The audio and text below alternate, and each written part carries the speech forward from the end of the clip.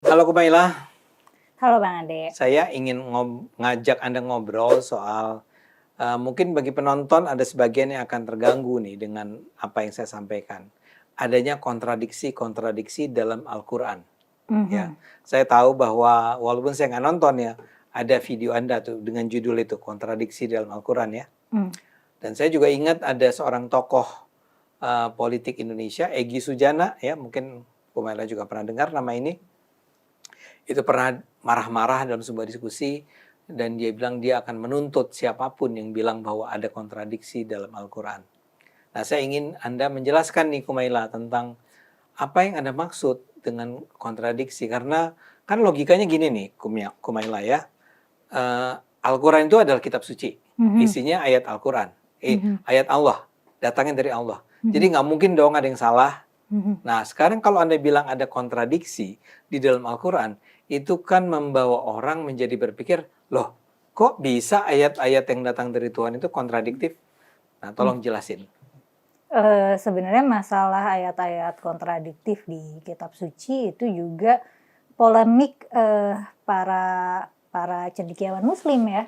Hmm, Jadinya menjembataninya itu biasanya para pelajar muslim tuh memang tidak boleh bilang kalau Quran itu ada ayat-ayat kontradiktif, ya, meskipun sebenarnya ada. Jadi kita nyebutnya tuh ayat-ayat yang terkesan kontradiktif. terkesan kontradiktif, oke? Nah, terus, para cendekiawan ya, termasuk para pelajarnya lah gitu. Misalnya kayak aku waktu mahasiswi tafsir ya, pekerjaanku adalah, mencari ayat-ayat yang kontradiktif, kemudian mencari jembatannya gitu. Hmm, Nah, biasanya setelah ketemu jembatannya bisa karena perbedaan konteks, bisa juga ya biasanya karena perbedaan ini sih, perbedaan apa ya, keadaan saat itu gitu. Jadi oke. makanya kita kalau misalnya mau bilang, Islam itu agama rahmatan lil alamin, agama kasih sayang, agama yang memaafkan.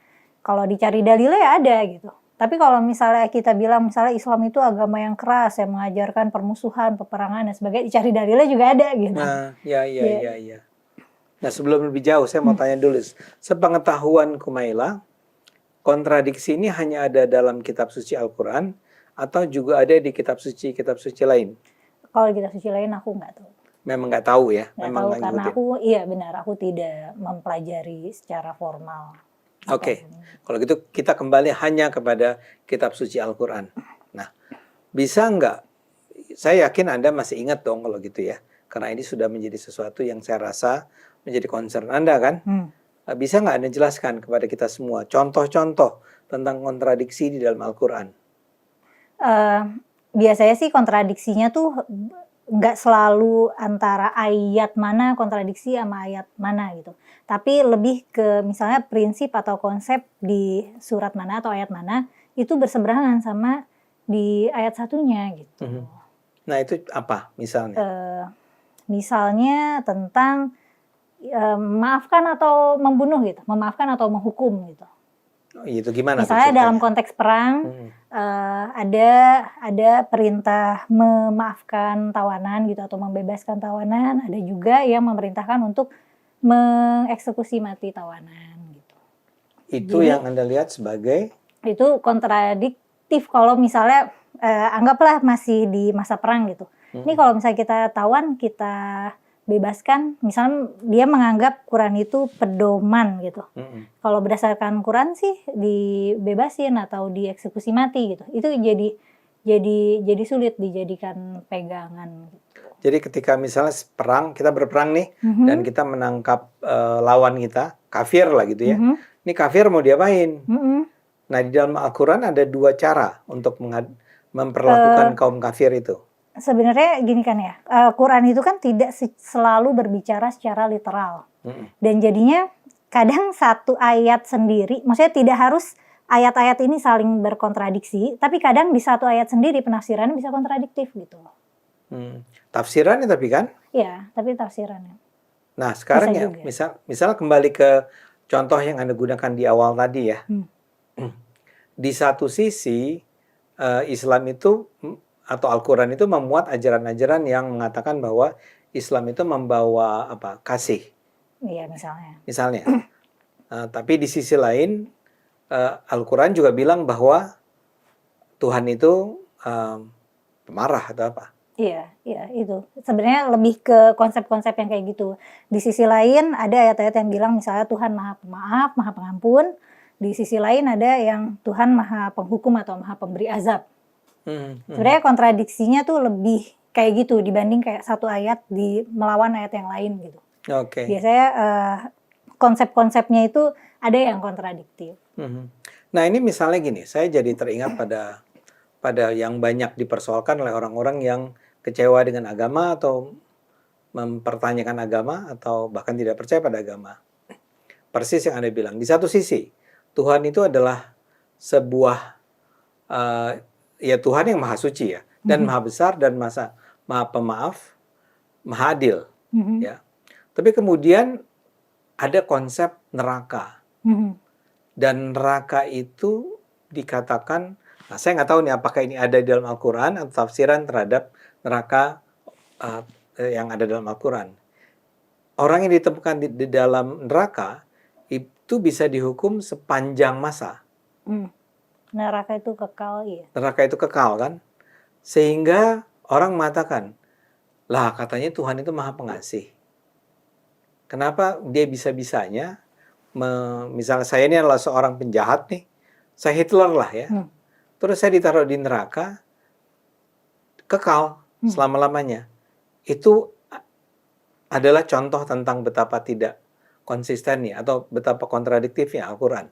Iya, tapi kalau misalnya Hitler sebelum mati dia masuk Islam gitu jadi mualaf, dia jadi bersih lagi kayak bayi, nanti masuk surga. Gitu sistemnya Bang, dia ketawa coba. Tapi emang begitu sistemnya. Jadi semua kejahatan dia membunuh, dia membantai segala macam, termaafkan aja. Gitu dia masuk Islam. Karena Tuhan yang Maha Adil itu standar keadilannya itu katanya beyond our comprehension gitu. Dan standarnya Tuhan begitu. Standarnya Tuhan orang Islam lebih tepat. Ya, tapi kembali dulu ke Hitler nih ya. Kebetulan kan Hitler itu sampai matinya nggak pernah masuk Islam. Ya udah berarti dia kekal di neraka. Nah, dalam pandangan Anda itu adalah contoh kontradiktif. Sifat maha pemaafnya. Ya bahwa di satu sisi dia maha pemaaf. Tapi ada orang yang sebejat itu, dia nggak maafkan sama sekali kan? Kalau biasanya ciri khas ulama itu akan jawabnya, kan Tuhan sudah memberikan pilihan, apakah kita mau jadi orang baik atau orang jahat. Kalau misalnya jadi orang jahat ya itu konsekuensinya neraka gitu. Ya tapi kan kita dikatakan di dunia ini nih, dalam hidup kita aja, kan dikatakan bahwa we are supposed to, kita seharusnya itu memaafkan orang-orang yang, bahkan orang yang udah jahat sama kita pun, itu harus kita maafkan kan? Ya, dan kita akan mengatakan, ya namanya juga manusia nggak sempurna. Ada orang yang misalnya karena dia taruhlah dia itu, misalnya Kumaila nih, ada cowok jatuh cinta sama Kumaila, tapi kamu abaikan, dan for the rest of his life, dia tuh marah, dan kemudian dia berusaha membalasnya dengan mempersulit hidup Kumaila. Kan at the end, tetap ada orang yang bilang, ya pahami aja lah. Maafin aja gitu. Maafin aja lah, dia itu sebenarnya sakit hati sama kamu. Begitu kan? Tapi kan sifat Tuhan itu tidak satu dimensi. Tidak maha pemaaf doang, tapi kan Nabi juga maha adil, maha maha perkasa, maha mulia, maha kuasa. Jadi biasanya ketika ada hal-hal yang menurut timbangan kita itu ini kok tidak adil atau ini kok tidak mencerminkan maha pemaaf atau gimana.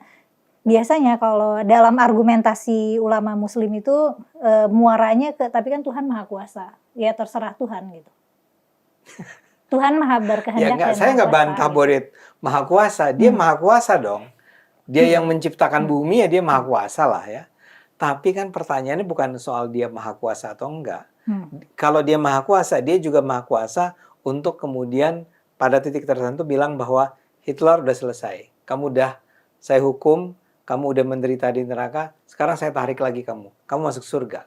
Oh, itu berlaku kalau ke orang Islam. Orang Islam tapi jahat misalnya, terus timbangan kejahatannya banyak, nanti dia masuk neraka, tapi sampai bersih gitu, maksudnya sampai Ya.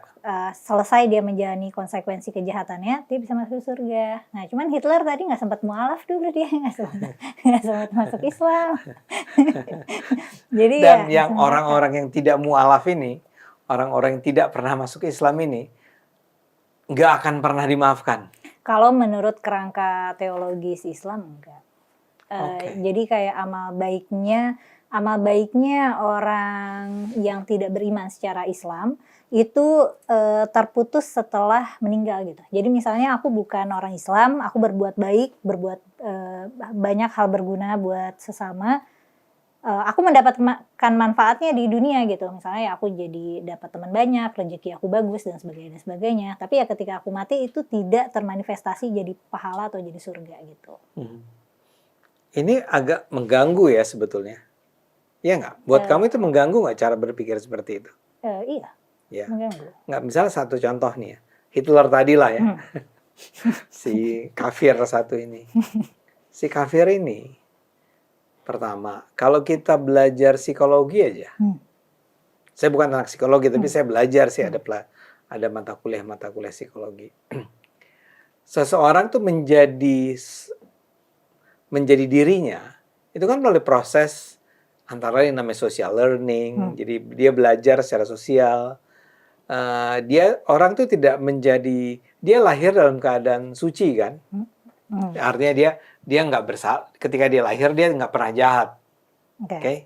Dia itu menjadi jahat karena sebuah proses. Saya nggak tahu, saya nggak ngikutin sejarah hidupnya Hitler. Tapi pada titik tertentu, dia menjadi seseorang yang sedemikian benci sama Yahudi. I don't know why. Ya, sebagian ada yang cerita, dia pernah tadi ditolak cintanya sama seorang perempuan Yahudi. Which is, ya mungkin iya, mungkin enggak juga. Apapun. Dia pernah dihina-hina oleh orang-orang Yahudi yang kaya raya ketika itu di Jerman. Dia pernah kecewa dengan orang-orang Yahudi di Perang Dunia Pertama. Misalnya begitu ya. Ya.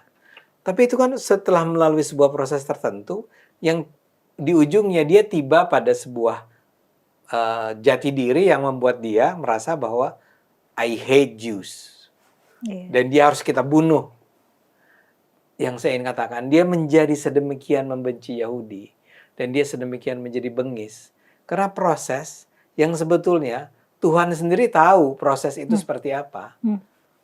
Dan itu takdir Tuhan sendiri kan yang menyebabkan dia menjalani proses itu. Anda mulai senyum-senyum kan? Tapi menurut saya, ya saya mau bilang, iya enggak? Beberapa tahun belakangan tuh aku lagi suka perdebatan antara free will sama determinism. Tolong dijelasin buat penonton jadi, kita nih. Maksudnya ada kelompok intelektual yang percaya kalau kita tuh punya kehendak bebas. Segala apa yang kita putuskan, apa yang kita suka, ya mau itu selera makan kita, selera berpakaian dan pilihan-pilihan hidup kita, atau bahkan misalnya orientasi seksual gitu. Itu semua adalah pilihan karena kita punya kehendak bebas. Nah, free will ya. Free will. Nah, biasanya yang berargumentasi free will ini kelompok filsuf. Dari zaman dulu lah sampai sekarang gitu, filsuf moral biasanya. Nah, maksudnya kalau kamu bukan filsuf? Enggak. Aku bacanya baca yang ngomong begitu mereka. Biasanya filsuf. Aku baca pemikiran mereka. Kemudian ada kelompok ilmuwan yang mulai mencari kayak science of free will ini. Nah, temuan-temuan yang condong justru deterministik, bahwa kita punya sifat-sifat seperti ini, punya keinginan seperti ini, punya tendensi untuk bagaimana, itu semuanya biologis all the way down.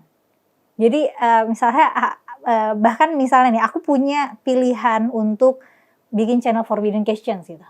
Tapi keinginan dan perilaku itu termanifestasikan dari diri aku secara biologis gitu. Karena Karena misalnya aku punya wawasan tentang agama. Wawasan tentang agama aku dapat dari belajar agama. Nah, pilihan aku belajar agama itu bahkan bukan Pilihan. dari free will gitu. Itu memang aku terprogram untuk memilih belajar beragama misalnya. Terprogram Eh, oleh apa? secara biologis. Oke. Karena kita produk biologis dari orang tua kita gitu. Jadi Oke. kayak semakin dicari free will itu dari mana Datangnya si free ya, will. di mana gitu letak free will dalam badan kita. Malah semakin ditemukan bukti-bukti biologis gitu. Makanya manusia hormonnya berubah sedikit, perilakunya berubah. Atau otaknya berubah sedikit, perilakunya berubah gitu. Sebentar ya. Jadi dengan kata lain mau dibilang begini. Kumaila nih taruhlah saya bilang liberal. Oke. Ya, saya juga liberal lah, misalnya Oke. begitu ya. Kita ini liberal. Hmm. Itu bukan karena kita memilih jadi liberal. Hmm. Atau paling tidak pakai kata sepenuhnya. Hmm. Tidak sepenuhnya karena kita memilih menjadi liberal. Atau penonton menjadi liberal. Atau penonton menjadi konservatif. Tapi karena ada taruhlah apa DNA kita atau Iya. something Ada kecenderungan inherent. begitu kita lahir, kita sebetulnya sudah mewarisi Mhm. kecenderungan-kecenderungan itu. Iya, meskipun ada apa ya? Ada peran lingkungan kan, Ya. ada peran Ya. lingkungan dan peran pengasuhan.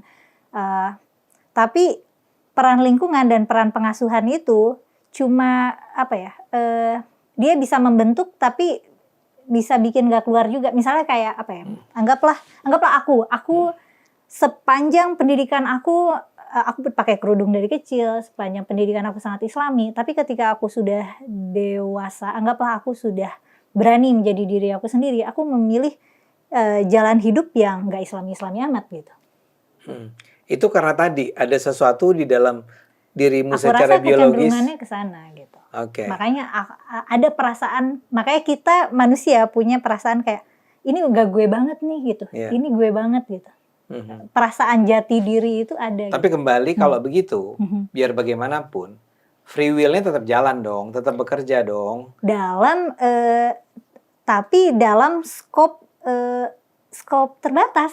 Ya, oke, kamu sudah bukan ditakdirkan, Terdesain. terprogram kalau pakai Terprogram. istilahmu ya, sudah dibentuk karena DNA, karena apalah secara biologis untuk menjadi orang yang liberal, ya. Terus, tapi kemudian lingkungan kamu dibesarkan dalam lingkungan yang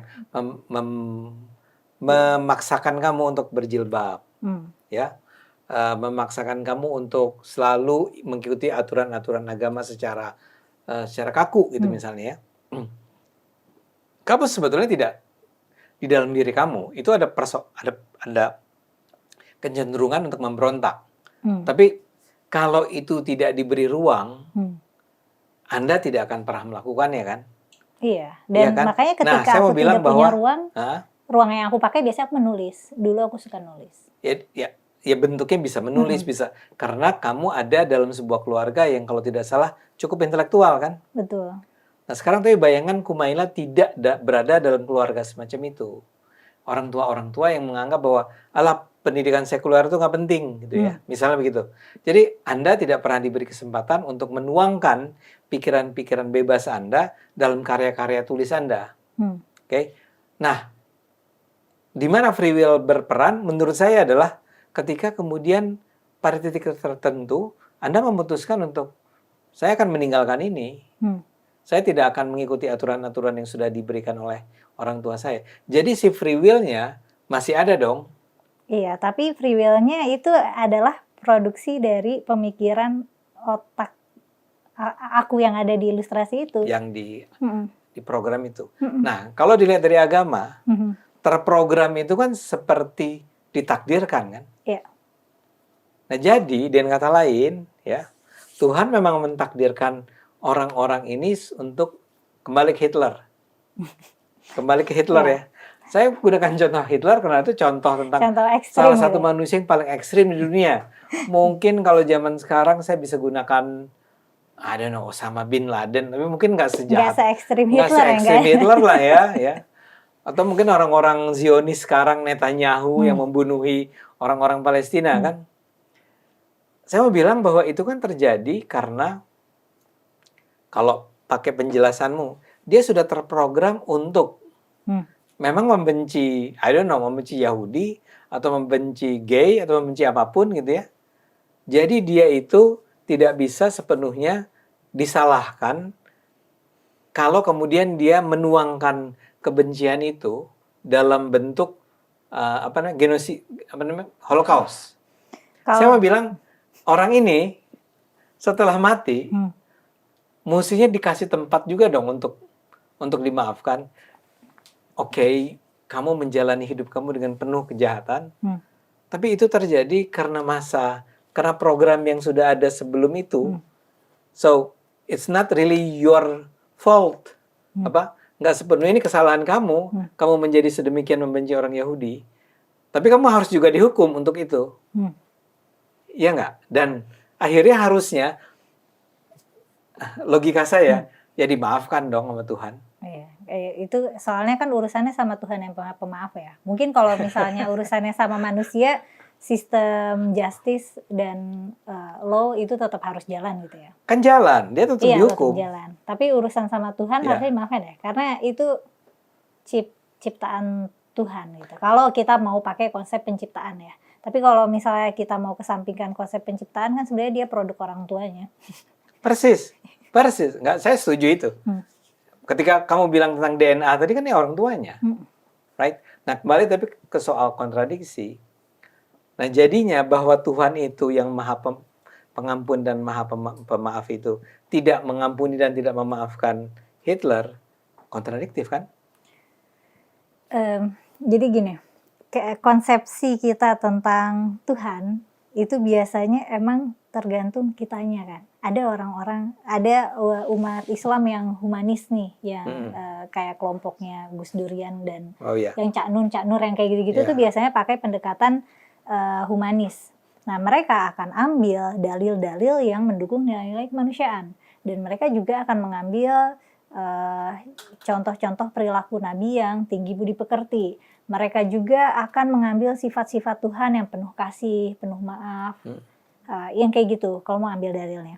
Tapi kita juga tahu ada kelompok Islam yang kasar gitu, yang kayak kafir, murtad, boleh dihukum mati. Ada kan ustadz yang memfatwakan begitu. Gitu. Pokoknya ada kelompok-kelompok Islam yang kayak gitu. Mereka akan ambil narasi-narasi di kitab suci yang menggambarkan bahwa Tuhan itu maha jahat gitu, maha keras gitu, ya. Dan mereka juga akan mengambil. Tapi emang ada kata maha jahat itu? Tidak literally maha jahat. Biasanya juga terjemahannya nggak maha jahat sih. Ini aku yang nerjemahin. Biasanya tuh lebih kayak maha penghukum, maha pembalas kejahatan, semacam kayak gitu. Kalau terjemahan bahasa Indonesianya itu ada. Kan ada kalau Bang Ade tahu ada 100 nama Tuhan, sifat Tuhan. Itu kan sifat-sifat Tuhan yang disintesis dari kitab suci, dan sifat-sifat itu sendiri kan kontradiktif satu sama lain gitu. Ada sifat-sifat yang kontradiktif gitu. Tapi nggak apa-apa karena Tuhan itu menampung, kalau secara teologis ya, argumen teologisnya memang Tuhan itu menampung segala sifat yang tidak bisa di manusia gitu. Kan kalau aku manusia, aku nggak mungkin jujur sekaligus pembohong gitu. Tapi Tuhan itu karena maha segalanya, bisa menampung segala kemahaannya gitu loh. Karena biasanya digambarkannya tidak seperti sesuatu yang kita tahu. Gitu. Tapi bagaimana Anda Anda kan belajar agama, Anda percaya pada agama, Anda menafsirkannya, terus menemukan fakta, ternyata agama ini mengatakan bahwa Tuhan itu sekaligus maha penyayang dan maha pembalas kejahatan, yang salah satu wujudnya adalah menghukum orang di dalam neraka sepanjang masa. Gimana Anda deal with that? Waktu remaja sih itu mengganggu ya. Tapi ketika sudah dewasa tuh aku menjadi pembelajar yang posisinya pengamat. Aku mengamati. Jadi aku mengawasi aja. Aku nggak harus mengambil sikap idealisme atau aku mengambil sikap aktivisme gitu. Jadi kalau misalnya ada kelompok umat Muslim yang dia membela misal apa? Membela hak-hak LGBT gitu. Terus dia pakai dalil-dalil yang pro LGBT gitu. Ya, aku bisa paham. Tapi kalau misalnya ada homofobia di kelompok Islam yang lain, dan mereka punya dalil-dalilnya, aku juga bisa paham gitu. Kenapa mereka bisa ada distance kayak gitu? Karena kalau kita udah jadi sikapnya duluan, dalilnya bisa dicari belakangan. Karena dalilnya ada. Iya, bisa dicari-cari juga. Maksudnya Iya. Quran terbatas ya, cuma ada 6.000-an ayat. Tapi kan riwayat Nabi itu ada jutaan. Bisa dicari-cari. Nanti memang kita bisa mengkualify ininya, kualitasnya, seberapa otentik teksnya gitu. Ada alatnya untuk mengukur itu, tapi itu kan problematik juga. Belum lagi kan ada Islam revisionis yang yang meragukan teks riwayat gitu. Jadi bisa juga nih misalnya pemikiran Islam tapi hasil dari pemikiran ulama gitu. Tapi ulama itu adalah Muslim. Jadilah produk pemikiran Islam gitu. Yang sebenarnya nggak harus serta-merta ada dalilnya, atau dalilnya cuma seuprit aja, tapi dia empasis dalil itu untuk menjadi pemikiran setebal satu disertasi misalnya, gitu kan bisa. Dari si umprit itu. Iya, dari dalil seuprit. Tapi oke. Saya kembali ke Quran dulu deh. Oke. Kan gini, kalau riwayat Nabi kan, apalagi ini ulama ya, tafsir ulama, itu biar gimana pun kita akan bilang, ya itu kan Nabi, itu kan cerita si Nabi kan, itu kan kata si ulama. Yang kita percaya, umat Islam nih percaya sebagai kata-kata Tuhan, itu adalah Al-Quran kan, saja kan, Al-Quran saja kan. Dan hadis qudsi kali ya. Oke, jadi hadis qudsi pun bisa disebut sebagai kalam ilahi ya. Kalam ilahi. Padahal kan hadis itu tidak diperintahkan untuk dikumpulkan kata Nabi. Tapi itu kita bicara nanti di tempat masa lain ya.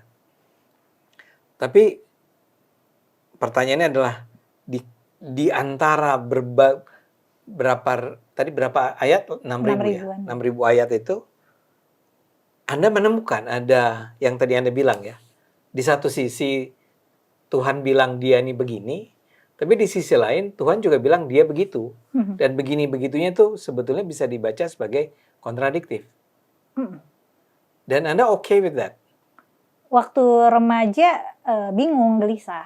Tapi pas setelah dewasa aku lebih kayak biasa aja sih. Lebih bisa menerima banyaknya kontradiksi dalam ajaran. Apa penjelasan Anda mengenai bahwa Tuhan yang maha segalanya itu ternyata bisa bersikap mengeluarkan ayat-ayat yang kontradiktif? Itu nggak logis kan? Bagaimana menjadikan itu logis? Biasanya para ulama mufasir akan menjawabnya itu karena wahyu Tuhan disesuaikan dengan kebutuhan Nabi saat itu. Maksudnya? Dan kebutuhan Nabi kan dinamis. Maksudnya? Jadi misalnya apa ya? Ada susah sih kalau ngomongin kontradiksi tapi tidak di spesifikkan gitu. Kita lagi bahas apa? Ya, tapi spesifik aja lah. Apa ya? Misalnya spesifik yang di dalam Al-Qur'an itu ada ayat yang mengizinkan Nabi untuk menikah dengan berarti apa ya? Menantu tapi dari anak angkatnya gitu loh. Waktu aku remaja, aku akan bingung kenapa Tuhan ngurusin rumah tangga Nabi gitu. Tapi ini salah satu contoh ayat turun sesuai dengan kebutuhan Nabi maksudnya. Jadi diturunkan karena kebetulan memang Nabi itu punya menantu dari anak angkat. Iya, dan Nabi suka sama menantunya.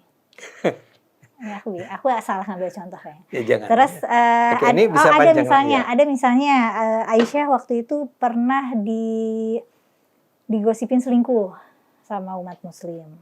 Terus Aisyah ya nggak nyaman lah, dia menderita lah karena Karena gosip itu. orang-orang gosipin istri Nabi selingkuh gitu. Nah terus Nabi juga ngediemin Aisyah gitu. Nah terus turun wahyu yang menjelaskan, yang membebaskan Aisyah gitu, yang bilang Aisyah tuh nggak bersalah gitu. Ya itu bagus dong. Iya, itu kan jadinya ayatnya turun sesuai kebutuhan Nabi. Nabi kan lagi butuh konfirmasi Tuhan tentang itu. Oke. Yang Anda ingin katakan adalah kalau kita menemukan nih ada ayat-ayat lain yang kita misalnya bilang, lah ini kan yang tadi bilang begini, yang ini bilang begitu. Nah itu tolong baca kenapa ayat itu ada. Ya, biasanya cara mufasir mencari tahu kenapa kok ayat ini sama yang ini terkesan kontradiktif. Nah, biasanya caranya nyari konteks sosialnya. Gitu. Nanti biasanya agak ketemu jawabannya. Tapi kalaupun biasanya yang nggak terlalu jelas jawabannya tuh yang sifatnya prinsipil dan konseptual gitu loh, yang abstrak-abstrak kayak sifat-sifat Tuhan tadi yang kita bahas. Tapi mungkin yang lebih praktis itu adalah soal cara Al-Quran menggambarkan perempuan kali ya. Iya. Makanya ada kan feminis muslim ada, tapi muslim tanpa feminis. Apa sih waktu itu ada organisasi besar gitu namanya mungkin Indonesia Tanpa Feminis atau Muslim Anti Feminis atau semacam itu.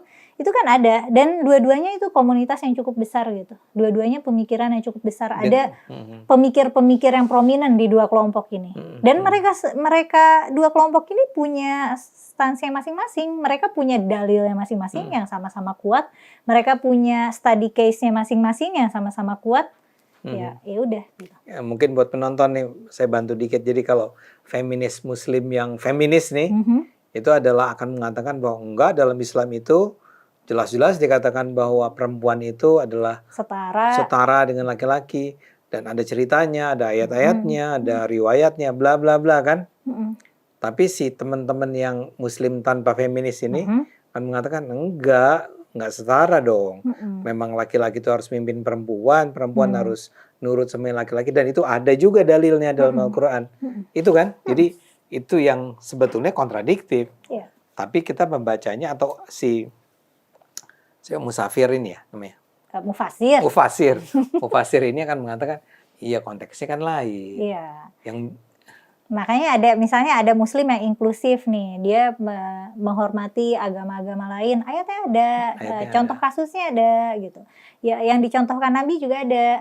Tapi yang misalnya eksklusif banget nih, misalnya sangat membatasi kegiatan sosialnya atau bahkan kegiatan ekonominya sama yang non muslim, mereka juga punya dalilnya sendiri gitu.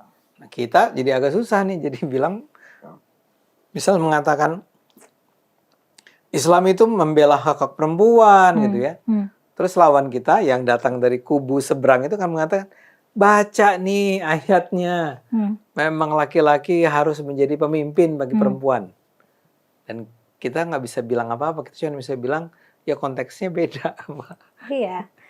Makanya kalau tadi mungkin Bang Ade nanya gimana aku menyikapi itu ya. Nah sekarang jadinya aku menyikapinya adalah dengan aku tidak melihat kitab suci atau teks-teks agama sebagai sumber absolut untuk aku mengambil sikap.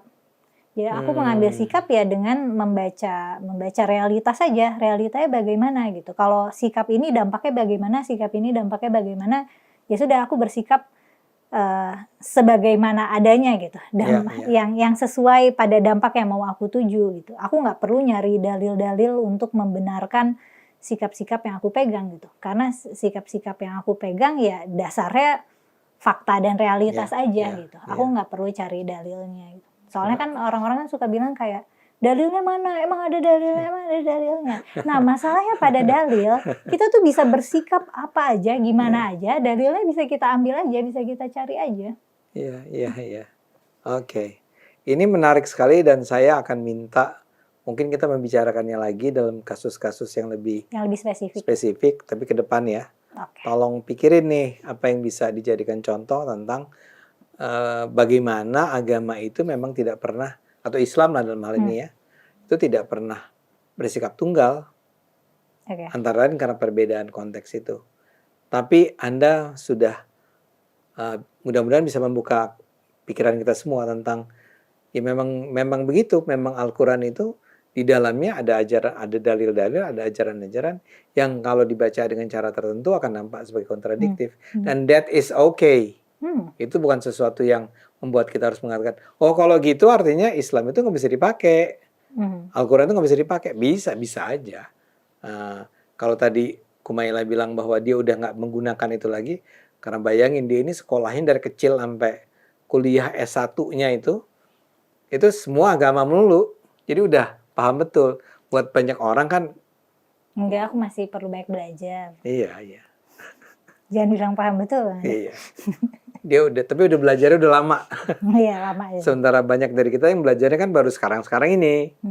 Jadi masih perlu baca dalilnya apa ya? Oh gini, cuman jangan dipakai sebagai sebuah panduan yang absolut. Aku nggak mau mendakwahkan itu sih. Jangan bilang kayak jangan jadikan itu. Tapi kalau buatku sendiri, aku memang tidak menjadikan kitab suci sebagai pedoman yang absolut. Ya, saya rasa saya setuju lah ya. Yeah. Sebagai muridnya Kumaila. Nah, ini jangan gitu. Saya kan guru saya ini. Oke, Kumaila, terima kasih. Kita lanjutkan lagi pembicaraan kita di masa depan. Oke, sampai ketemu masa depan. Sampai ketemu masa depan. Thank you.